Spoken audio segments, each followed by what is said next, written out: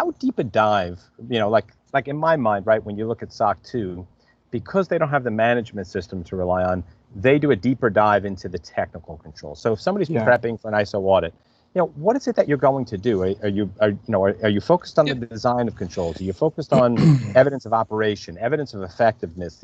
Is there a sampling frequency? Hey, if we got 80 people, we're going to select 3. Tell me a little bit about the construct of the audit.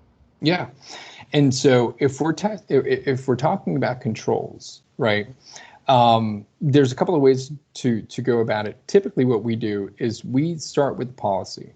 We understand what the directive from management is with regards to whatever that control is, DR, logical access, operation security, whatever. Then we move to the procedures, and then looking at those procedures and understanding, okay, so here's the directive from management. Here's the procedure that was documented to make sure that the organization or whoever's responsible for that knows what they're supposed to do.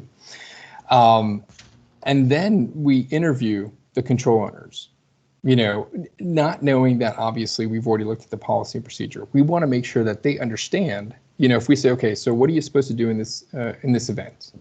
They should know that, and that should match the policy and procedure.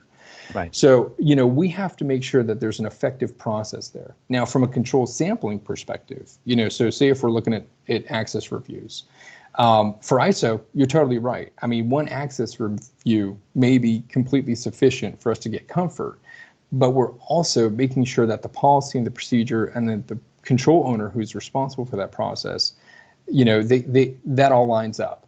Because that to me demonstrates that the management system is working. I don't need to see 4 access reviews on a quarterly basis, because then I'm just validating the control. I want to make sure that the organization understands, as a whole, what needs to be done, who needs to do it, when it needs to be done, everything else. And so it's really a different approach to make sure that we can get comfort that the controls are in place and effective. Right.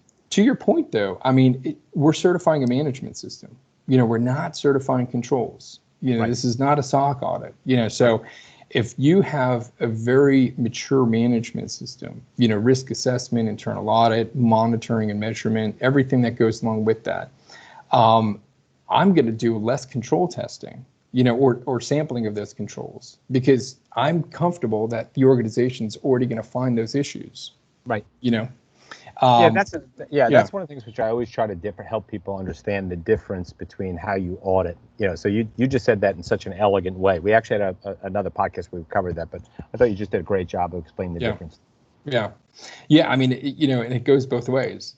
I mean, if we start testing the management system and it's just not that mature, we're going to do more control testing.